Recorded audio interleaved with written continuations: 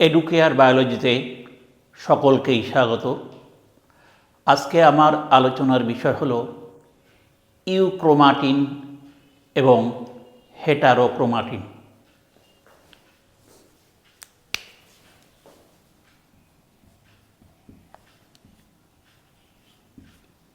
Euchromatin ও heterochromatin, এই দুটো বিষয় কি কি এর থেকে আমি আলোচনা করব, ধারাবাহিকভাবে লিখছি। ফার্স্ট,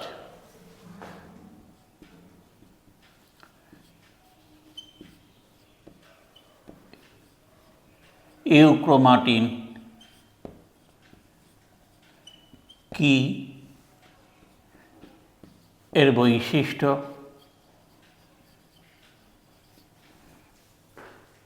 নেক্সট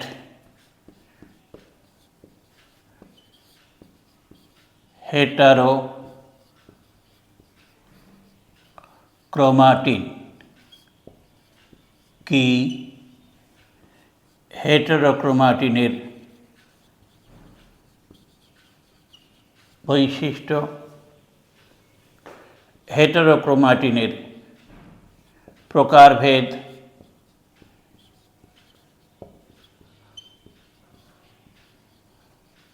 ক্রোমাটিনের প্রকারভেদ। এই প্রসঙ্গে আমি আলোচনা করব বিশেষভাবে বারবারি, আলোচনা করব ডোজেস, কম্পেনসেশন,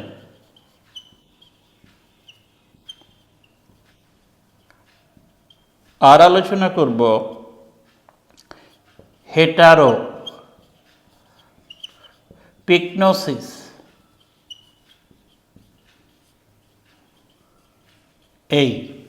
এই বিষয়গুলো আমি ধারাবাহিকভাবে আলোচনা করব। তা প্রথমেই আসি, ইউক্রোমাটিন কি? ইউ মানে ট্রু, প্রকৃত ক্রোমাটিন জিনিসটা কি? ইউক্যারিওটিক ক্রোমোজোমের যে অঞ্চলটি সক্রিয় জিন সমৃদ্ধ এবং ইন্টারফেজ দশায় অকুণ্ডলিত ও হালকা রঙে রঞ্জিত হয়, কিন্তু বিভাজন দশায় কুণ্ডলিত বা ঘনীভূত এবং গাঢ় রঙে রঞ্জিত হয়, সেই অংশকেই বলা হয় ইউক্রোমাটিন। আরেকবার বলছি, ইউক্রোমাটিন কি? ক্রোমোজোমের যে অংশ, ইউক্যারিওটিক ক্রোমোজোম কিন্তু ক্রোমোজোমের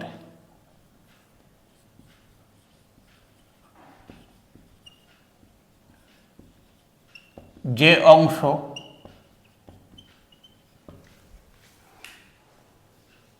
সক্রিয় জিন সমৃদ্ধ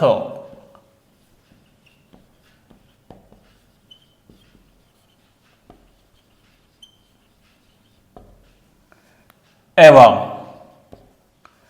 ইন্টারফেজ দশায় অকুণ্ডলিত ও হালকা রঙে রঞ্জিত হয়।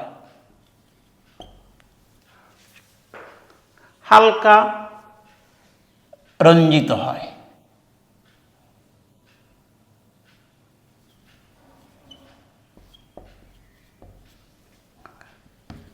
কিন্তু বিভাজন দশায় কুণ্ডলিত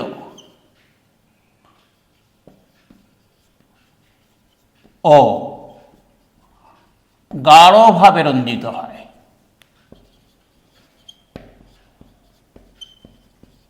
তাকে বলা হয়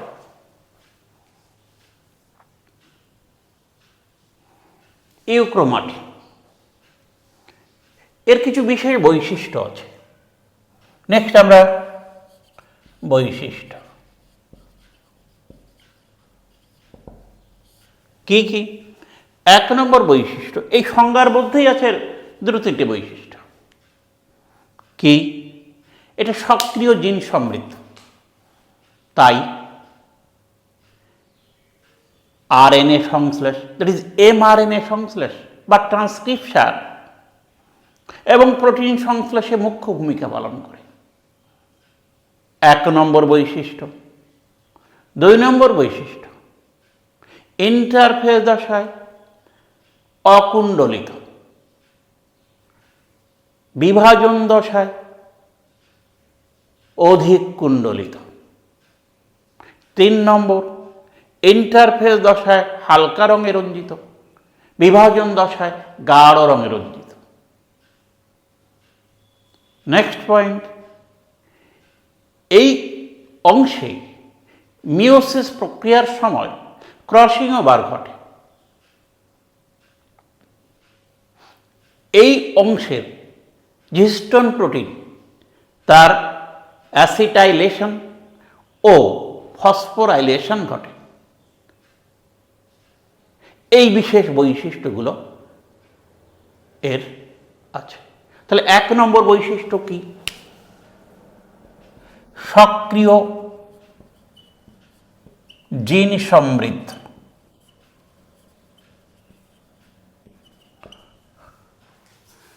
তাই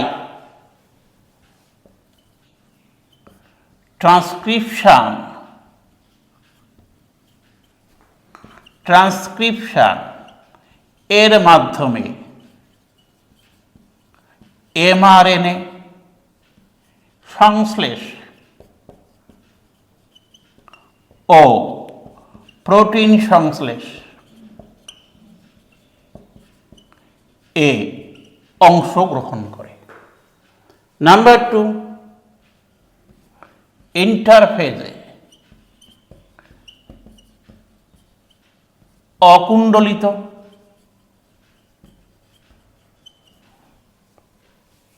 ও বিভাজন দশায় কুণ্ডলিত। নাম্বার 3,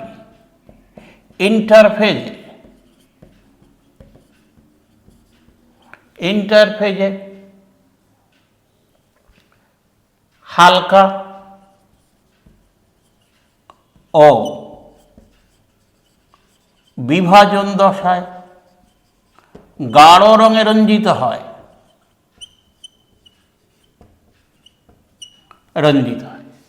নাম্বার 4, এই অংশে ক্রসিং ওভার ঘটে। নেক্সট, এই অংশে যে হিস্টোন প্রোটিন তার অ্যাসিটাইলেশন ও ফসফোরাইলেশন ঘটে। হিস্টোন প্রোটিনে অ্যাসিটাইলেশন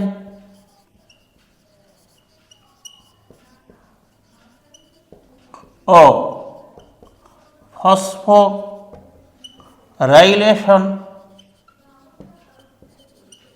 ঘটে। নাম্বার 6, এই অংশে যে ডিএনএ থাকে তার প্রতিলিপিকরণ ঘটে এজ দশার প্রথমেই। এজ ইন্টারফেজ এজ দশার প্রথমেই এই অংশের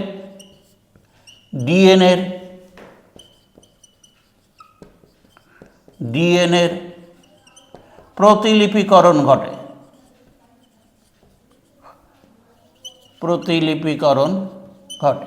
নাম্বার 7,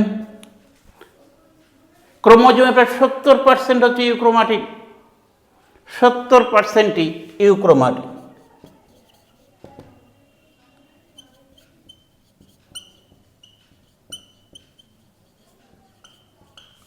এক নজরে সক্রিয় জিন সমৃদ্ধ, ইন্টারফেজে অকুণ্ডলিত ও বিভাজন দশায় কুণ্ডলিত, ইন্টারফেজে হালকা ও বিভাজন দশায় গাঢ় রঙে রঞ্জিত। এই অংশে ক্রসিং ওভার ঘটে, হিস্টোন প্রোটিন অ্যাসিটাইলেশন ও ফসফোরিলেশন ঘটে। এর দশার প্রথমেই এই অংশের ডিএনএর প্রতিলিপিকরণ ঘটে। 70% কিন্তু ক্রোমোজোমেরই ইউক্রোমাটিন। এই হলো এই অংশের বিশেষ বৈশিষ্ট্য। ইউক্রোমাটিন কি এবং এর বিশেষ বৈশিষ্ট্য। নেক্সট চলে আসে হেটারোক্রোমাটিন। এর সঙ্গে মিল করেই বলবো।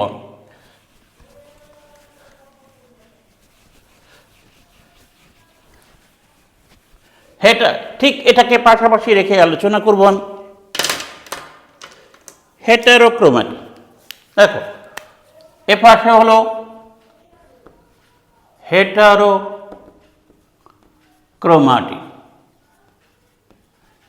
দেখো প্রথমে কাকে বলে, ঠিক এর সঙ্গে মিল করে ক্রোমোজোমের যে অংশ সক্রিয় জিন সমৃদ্ধ নয়,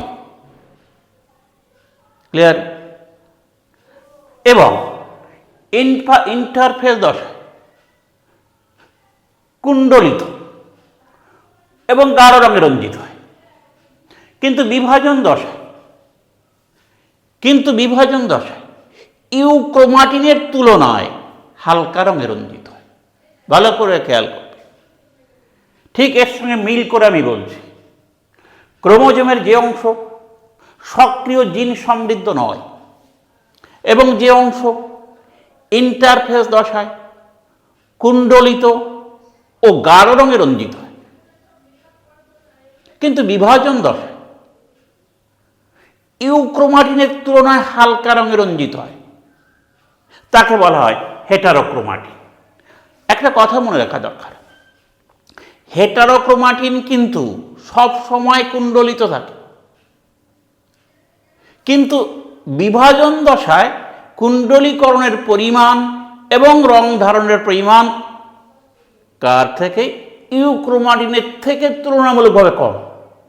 আসলে কিন্তু উভয় দশাতেই এটা কুণ্ডলিত, উভয় দশাতেই গাঢ়রঞ্জিত, কিন্তু মানে বিভাজন দশায় ওর থেকে কম কুণ্ডলিত এবং হালকা, ওর থেকে হালকা রঙে রঞ্জিত হয়।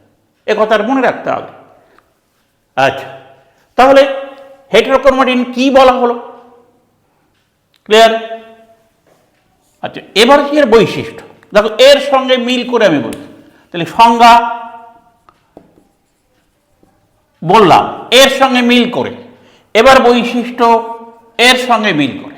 এর 1 নম্বর, ঠিক এর সঙ্গে এটা এর জিন নিষ্ক্রিয়, এই অংশের জিনটা কিন্তু নিষ্ক্রিয়, ক্লিয়ার? তাই এই অংশে কোনো ট্রান্সক্রিপশন ঘটে না, এমআরএনএ তৈরি হয় না, অর্থাৎ এই অংশ প্রোটিন সংশ্লেষের কোনো ভূমিকা পালন করে না, কিন্তু ক্রোমোজোমের অন্য কাজে এরা বিশেষ ভূমিকা পালন করে। আসছি আমি সে কথা। নাম্বার 2, দেখো ইন্টারফেজে অকুণ্ডলিত, এটা কিন্তু ইন্টারফেজে কুণ্ডলিত, ইন্টারফেজে এই অংশটি কুণ্ডলিত, বিভাজন দশায় এটা কুণ্ডলিত, কিন্তু ইউক্রোমাটিনের তুলনায় কম কুণ্ডলিত। ইউক্রোমাটিনের তুলনায়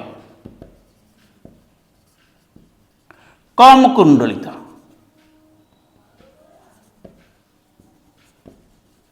নাম্বার 3,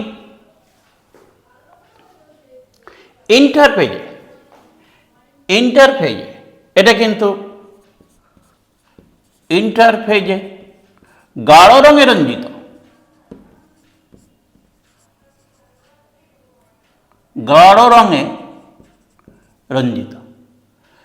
কিন্তু বিভাজন দশায়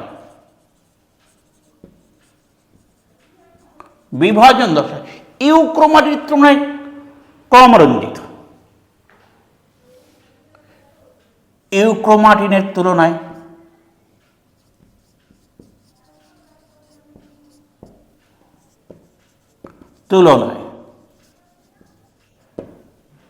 হালকা রং ধারণ করে।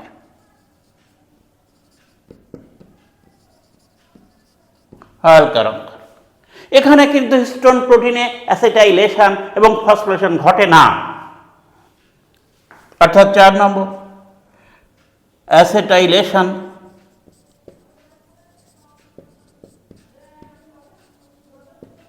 ও ফসফোরাইলেশন ঘটে না। আচ্ছা, এস দশার প্রথমেই ডিএনএর প্রতিলিপিকরণ, কিন্তু এখানে এস দশার শেষে ডিএনএর প্রতিলিপিকরণ। নাম্বার 5, এস দশার শেষে ডিএনএ প্রতিলিপিকরণ।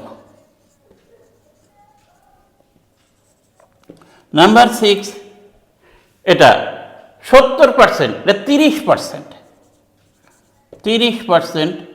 হেটারোক্রোমাটিন ক্রোমোজোমের।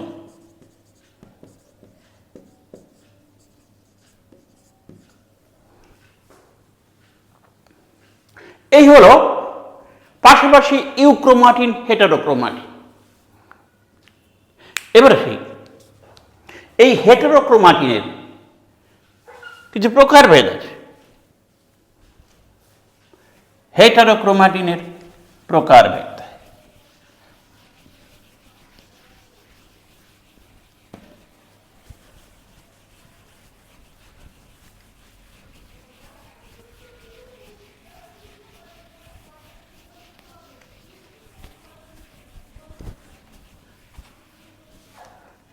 হেটারোক্রোমাটিন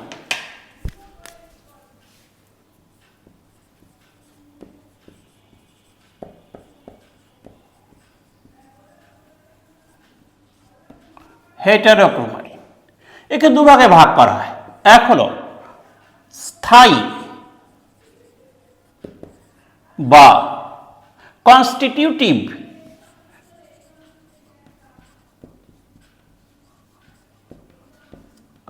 স্থায়ী বা কনস্টিটিউটিভ হেটারোক্রোমাটিন। স্থায়ী বা কনস্টিটিউটিভ হেটারোক্রোমাটিন জিনিসটা কি? ইউক্রোমাটিনের যে অংশে রিপিটিটিভ ডিএনএ থাকে, অর্থাৎ নাইট্রোজেনযুক্ত ক্ষার পৌনঃপৌনিকভাবে থাকে, তাকে বলে রিপিটিটিভ ডিএনএ থাকে। এবং যে অংশ জেনেটিক রূপান্তরের মাধ্যমে কখনোই ইউক্রোমাটিনে রূপান্তরিত হয় না, পরিণত হয় না। আবার ভালো করে, হেটারোক্রোমাটিনের যে অংশে রিপিটিটিভ ডিএনএ থাকে এবং যে অংশ কখনোই জেনেটিক রূপান্তরের মাধ্যমে ইউক্রোমাটিনে পরিণত হয় না, তাকেই বলা হয় স্থায়ী বা কনস্টিটিউটিভ হেটারোক্রোমাটিন। এই অংশে অনেক সময় দেখা যায় সক্রিয় জিন অন্তর্ভুক্ত হতে পারে, তবে তার কিন্তু জেনেটিক বৈশিষ্ট্য আর থাকে না। যদি কখনো সক্রিয় জিন এর অন্তর্ভুক্ত হয়, তবে তার সেই ট্রান্সক্রিপশনের ক্ষমতা হারিয়ে যায়, সে কিন্তু আর প্রোটিন সংশ্লেষে অংশগ্রহণ করতে পারে না। এই অংশের ডিএনএর প্রতিলিপিকরণ একটু আগেই বলেছি এস দশার শেষে হয়। ক্লিয়ার? এর নাম স্থায়ী বা কনস্টিটিউটিভ হেটারোক্রোমাটিন। এই কনস্টিটিউটিভ হেটারোক্রোমাটিন আবার বিভিন্ন রকমের। কি কি দেখা যায়? ফার্স্ট, সেন্ট্রোমিয়ার অঞ্চলে যেটা থাকে তার নাম centromeric heterochromatin. Centromeric heterochromatin, heterochromatin. Centromere অঞ্চল থাকে। নেক্সট টেলোমেরিক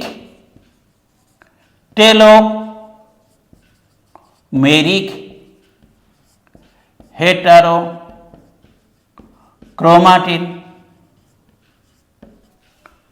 টেলোমিয়ার অঞ্চলে থাকে। নেক্সট দুপাশে ইউক্রোমাটিন, মাঝখানে যদি এরকম হেটারোক্রোমাটিন থাকে তার নাম ইন্টারক্যালারি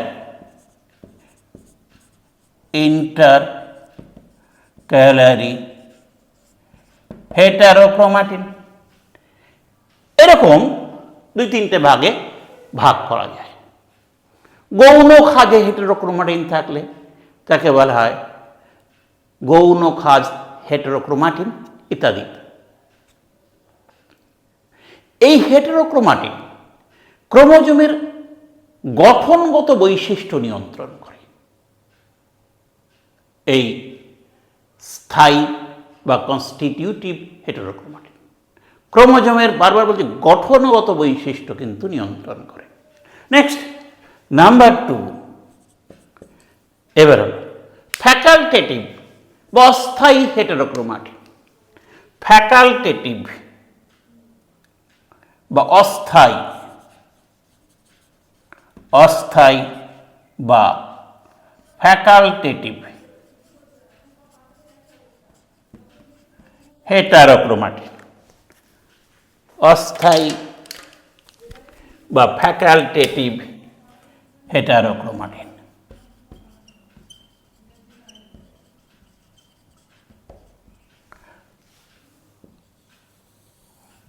এটা ভালো করে শুনবে। যে হেটারোক্রোমাটিন নির্দিষ্ট জীবদেহের কোষে বা পরিস্ফুরণের বিশেষ দশা হেটারোক্রোমাটিনে রূপান্তরিত হয়। আবার বলি, এই নির্দিষ্ট জীবদেহের কোষে বা পরিস্ফুরণের বিশেষ দশায় হেটারোক্রোমাটিনে পরিণত হয়, কিন্তু অন্য কোষে বা বিশেষ দশায় পুনরায় ইউক্রোমাটিনে পরিণত হয়। তাকে বলা হয় অস্থায়ী বা ফ্যাকাল্টেটিভ হেটারোক্রোমাটিন। আবার বলছি, কি নির্দিষ্ট জীবদেহের কোষে বা পরিস্ফুরণের বিশেষ দশায় হেটারোক্রোমাটিনে রূপান্তরিত হয়, কিন্তু অন্য কোষে বা আবার বিশেষ দশায় সেটা কিন্তু ইউক্রোমাটিনে পরিণত হয়। তাকে বলা হয় অস্থায়ী হেটারোক্রোমাটিন বা ফ্যাকাল্টেটিভ হেটারোক্রোমাটিন। এর উল্লেখযোগ্য ঘটনা শোনো। বিশেষ করে দেখা যায় কি, যে আমাদের দেহ কোষে 2 রকমের যৌন ক্রোমোজোম থাকে। পুরুষের ক্ষেত্রে XY, স্ত্রীলোকের ক্ষেত্রে XX। ক্লিয়ার? এই যে স্ত্রীস্তন্যপায়ীর দেহ কোষে বা নিউট্রোফিল নামক শ্বেত রক্তকণিকার কোষে 2টো X ক্রোমোজোমের, সেই ভ্রূণ অবস্থাতে একটা X ক্রোমোজোম হেটারোক্রোমাটিনে রূপান্তরিত হয়। ভালো করে খেয়াল করবে যে স্ত্রীস্তন্যপায়ীর দেহকোষে বা নিউট্রোফিল শ্বেত রক্তকণিকার কোষে 2টি X ক্রোমোজোমের একটি হেটারোক্রোমাটিনে রূপান্তরিত হয়। একজন বিখ্যাত বিজ্ঞানী মুরি বার এটা লক্ষ্য করেছিলেন, তাই তার নাম অনুসারে এটাকে বলা হয় বার বডি। ক্লিয়ার? কিন্তু এই X ক্রোমোজোমটি আবার গ্যামেট গঠনের সময় বা পরবর্তী প্রজন্মে পুরুষের দেহে গিয়ে এই X ক্রোমোজোমটা কিন্তু হেটারোক্রোমাটিন আর থাকে না, পুনরায় X ক্রোমোজোমে পরিণত হয়। তাহলে এই যে X ক্রোমোজোম, এটা হচ্ছে অস্থায়ী হেটারোক্রোমাটিনের একটা উল্লেখযোগ্য উদাহরণ। আবার বলি, স্ত্রীলোকের স্তন্যপায়ী দেহকোষে বা নিউট্রোফিল শ্বেতরক্তপিণ্ডের কোষে দুটি এক্স ক্রোমোজোমের একটি হেটেরোক্রোমাটিনে রূপান্তরিত হয়, অস্থায়ী হেটেরোক্রোমাটিন। বিখ্যাত বিজ্ঞানী মুরি বার এটা লক্ষ্য করেছিলেন, তাই তার নাম অনুসারে একে বারবডি বলা হয়। এই অস্থায়ী হেটেরোক্রোমাটিন বা বারবডিটি আবার গ্যামেট গঠন করে বা পরবর্তী প্রজন্মে পুরুষের ক্ষেত্রে এটা কিন্তু আবার এক্স ক্রোমোজোমে পরিণত হয়। সুতরাং স্তন্যপায়ীর এই একটা এক্স ক্রোমোজোম কিন্তু এই অস্থায়ী হেটেরোক্রোমাটিনের উল্লেখযোগ্য উদাহরণ। এখানে আরেকটি কথা আমি বলি, দেখো, পুরুষের ক্ষেত্রে একটি এক্স ক্রোমোজোম, স্ত্রীলোকের ক্ষেত্রে দুটো এক্স ক্রোমোজোম। তাহলে একটা এক্স ক্রোমোজোমে যে সংখ্যক জিন থাকে, স্ত্রীলোকের ক্ষেত্রে কিন্তু দুটো এক্স ক্রোমোজোম থাকায় ডাবল সংখ্যক জিন থাকে। এই অসাম্য দূর করার জন্য স্ত্রীলোকের ক্ষেত্রে একটি এক্স ক্রোমোজোম এই অস্থায়ী হেটেরোক্রোমাটিনে রূপান্তরিত হয়। ফলে স্ত্রী পুরুষ দুজনের দেই একটি এক্স ক্রোমোজোম কার্যকরী অবস্থায় থাকে। এই ঘটনাকে বলা হয় ডোজেস কম্পেনসেশন। ডোজেস কম্পেনসেশন উল্লেখযোগ্যভাবে খেয়াল করবে। সুতরাং এর ক্ষেত্রে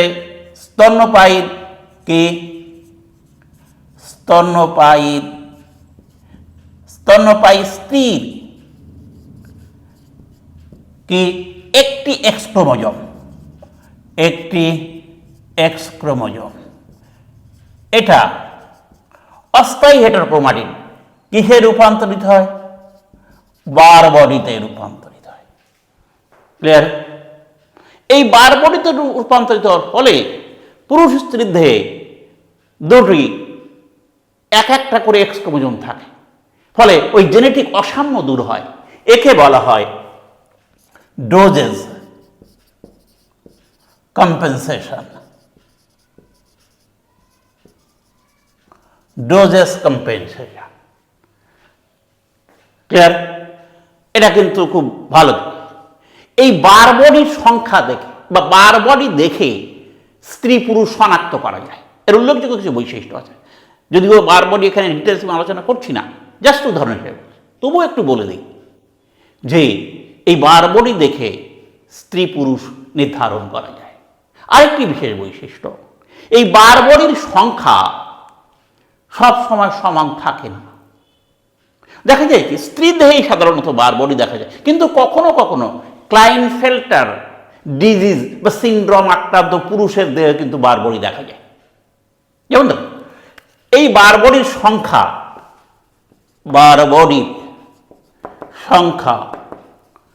নির্ধারণের একটা সূত্র আছে, কি nx -1। যদি দেখো স্ত্রীলোকের দেহে এক্স ক্রোমোজোমের সংখ্যা কত? দুটো, -1, তাহলে স্ত্রীলোকের বারবডির সংখ্যা হলো 1। কিন্তু পুরুষের দেহে কটা এক্স ক্রোমোজোম? একটা। তাহলে এখানে n = 1, সুতরাং 1 - 1 = 0। কিন্তু পুরুষের দেহে কিন্তু বারবডির সংখ্যা থাকে না সাধারণত, স্বাভাবিক পুরুষের ক্ষেত্রে। কিন্তু ক্লাইনফেল্টার ডিজিজ বা সিনড্রোম আক্রান্ত পুরুষের দেহে সেখানে কিন্তু বারবডি থাকে।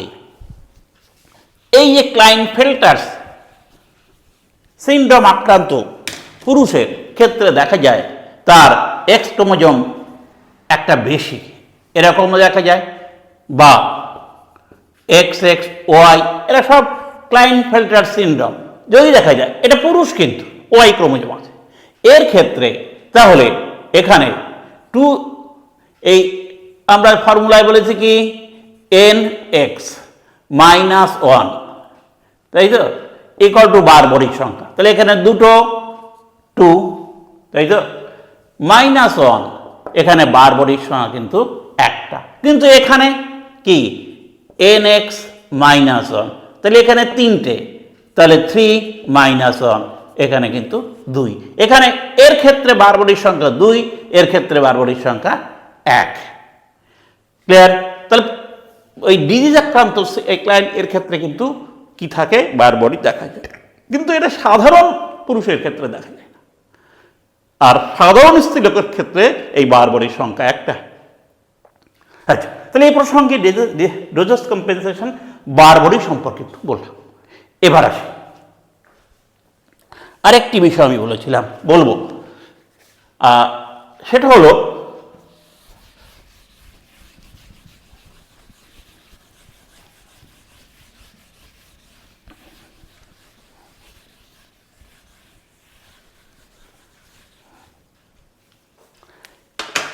হেটারোপিকনোসিস।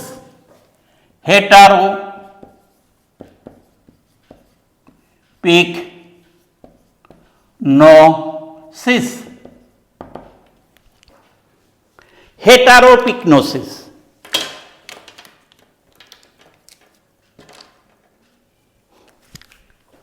বিষয়টি কি? এটা একটা গুরুত্বপূর্ণ বিষয়। দেখো, ইউক্যারিওটিক ক্রোমোজোম, ভালো করে খেয়াল করবে, ইউক্যারিওটিক ক্রোমোজোম ইন্টারফেজ দশায় অকুণ্ডলিত, ক্লিয়ার, এবং বিভাজন দশায় কুণ্ডলিত অবস্থায় থাকে। আর হেটারোক্রোমাটিন ইউক্যারিওটিক ক্রোমোজোম বিভাজন দশা এবং ইন্টারফেজ সব দশাতেই কুণ্ডলীকৃত অবস্থায় থাকে বলেছিলাম। তবে হ্যাঁ, বিভাজন দশায় এর থেকে কম কুণ্ডলিত ইউক্যারিওট, কিন্তু কুণ্ডলিত অবস্থায়। সুতরাং বলা যেতে পারে হেটারোক্রোমাটিন ইন্টারফেজ এবং বিভাজন উভয় দশাতেই কুণ্ডলীকৃত অবস্থায় থাকে, ঠিক আছে। আর ইউক্রোমাটিন ইন্টারফেজ দশায় অকুণ্ডলিত, বিভাজন দশায় কুণ্ডলিত অবস্থায় থাকে। এই যে কুণ্ডলীকরণ ঘনীভবনের পার্থক্য, এর কারণে এই ক্রোমোজোমকে রঞ্জিত করলে এদের ভিন্ন ভিন্ন দশায় এরা ভিন্ন ভিন্ন রঙে রঞ্জিত হয়, ভিন্ন ভিন্ন রঞ্জিতকরণের মাত্রাটা ভিন্ন ভিন্ন হয়। আবার বলি, এই যেহেতু কুণ্ডলীকরণটা বা ঘনীভবনটা দুটোরই বিভিন্ন সময় ভিন্ন ভিন্ন, সেই জন্যে এই ইউক্রোমাটিন ও হেটারোক্রোমাটিন ভিন্ন ভিন্ন দশায় রঞ্জিতকরণের সময় ভিন্ন ভিন্ন রকম রঞ্জিত হয়। এই যে ইউক্রোমাটিনের তুলনায় হেটারোক্রোমাটিনের অধিক রঞ্জিতকরণ হয়, এই ঘটনাকে বলা হয় হেটারোপিকনোসিস। রঞ্জিতকরণের এই পার্থক্যকে বলা হয় হেটারোপিকনোসিস। আবার আমি বলে দিচ্ছি, যখন ইউক্রোমাটিন ও হেটারোক্রোমাটিন রঞ্জিত হয়, তখন এই কুণ্ডলীকরণের পার্থক্যের কারণে এরা ভিন্ন ভিন্ন সময়ে ভিন্ন ভিন্ন রকম রঞ্জিত হয়। হেটারোক্রোমাটিনের ইউক্রোমাটিনের তুলনায় অধিক রঞ্জিত হওয়াকে হেটারোপিকনোসিস বলে। আবার বলি, হেটারোক্রোমাটিনের ইউক্রোমাটিনের তুলনায় অধিক রঞ্জিত হওয়াকে হেটারোপিকনোসিস বলে। এটা দু রকমের। কি? একটা হলো পজিটিভ হেটারোপিকনোসিস, আর একটা হলো নেগেটিভ হেটারোপিকনোসিস। দেখো, ইন্টারফেজ দশায় হেটারোক্রোমাটিন অঞ্চল ইউক্রোমাটিনের তুলনায় অধিক রঞ্জিত হয়, একে বলা হয় পজিটিভ হেটারোপিকনোসিস। আবার বিভাজন দশায় এই হেটারোক্রোমাটিন ইউক্রোমাটিনের তুলনায় কম পরিমাণ বা হালকা রঙে রঞ্জিত হয়। হালকা রঙ কার তুলনায়? ইউক্রোমাটিনের তুলনায়। একে বলা হয় নেগেটিভ হেটারোপিকনোসিস। আবার বলছি আমি, ইন্টারফেজ দশায় হেটারোক্রোমাটিন ইউক্রোমাটিনের তুলনায় গাঢ় রঙে রঞ্জিত হয়, একে বলা হয় পজিটিভ হেটারোপিগনোসিস। আর ওই আর বিভাজন দশা হেটারোক্রোমাটিন ইউক্রোমাটিনের তুলনায় হালকা রঙে রঞ্জিত হয়, একে বলা হয় নেগেটিভ হেটারোপিগনোসিস। হলো হেটারোপিগনোসিস কি, পজিটিভ হেটারোপিগনোসিস কি, নেগেটিভ হেটারোপিগনোসিস কি, খুবই গুরুত্বপূর্ণ বিষয়। এই হেটারোপিগনোসিসের আরেক নাম অ্যালোসাইক্লি। অ্যালোসাইক্লি। এবার আমি একটু এই হেটারোক্রোমাটিনের কাজ কি। হেটারোক্রোমাটিনের কাজ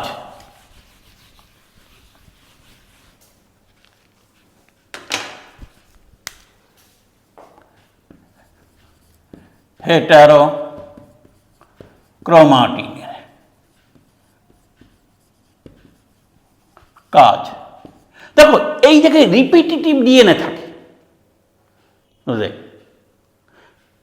একই নাইট্রোজেনযুক্ত ক্ষারের পৌনঃপুনিক অবস্থান, রিপিটিটিভ ডিএনএ। এখানে সক্রিয় জিন থাকে না, সুতরাং প্রোটিন সংশ্লেষ কিংবা ওই এমআরএনএ গঠন এর কিন্তু তেমন ভূমিকা নেই। সুতরাং এখানে যেহেতু রিপিটিটিভ ডিএনএ থাকে, সেই জন্য ডিএনএ সংশ্লেষের পরিসমাপ্তি বা ছেদ হিসাবে কাজ করে। এই জায়গায় কিন্তু ওই ডিএনএ রেপ্লিকেশন হয় না এমআরএনএ তৈরি করার। সুতরাং ডিএনএ প্রতিলিপিকরণের ছেদ, ডিএনএ প্রতিলিপিকরণের ছেদ হিসাবে কাজ করে, ছেদ হিসাবে কাজ করে। আর এই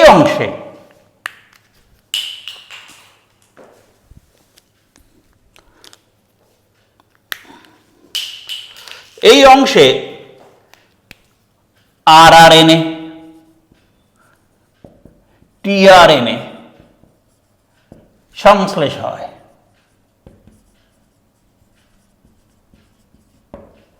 সাধারণত দেখা যায় কি, ক্রোমোজোমের সাংগঠনিক ক্ষেত্রে এই হেটারোক্রোমাটিন সব থেকে উল্লেখযোগ্য ভূমিকা পালন করে। এই হলো আমার ইউক্রোমাটিনের। আমি আবার স্মরণ করিয়ে দিচ্ছি, ইউক্রোমাটিন কি, এর বৈশিষ্ট্য, হেটারোক্রোমাটিন কি, এর বৈশিষ্ট্য, হেটারোক্রোমাটিনের প্রকারভেদ কয় রকমের কি, নেক্সট বার বডি কি, বার বডির গুরুত্ব কি, নেক্সট ডোজেস কম্পেনসেশন কি, নেক্সট হেটারোপিগনোসিস কাকে বলে, এরা কয় প্রকার কি কি, আর হেটারোক্রোমাটিনের কাজ কি। এই আমার আজকের সামগ্রিক আলোচনা। ভালো থাকবে, শেষ করছি।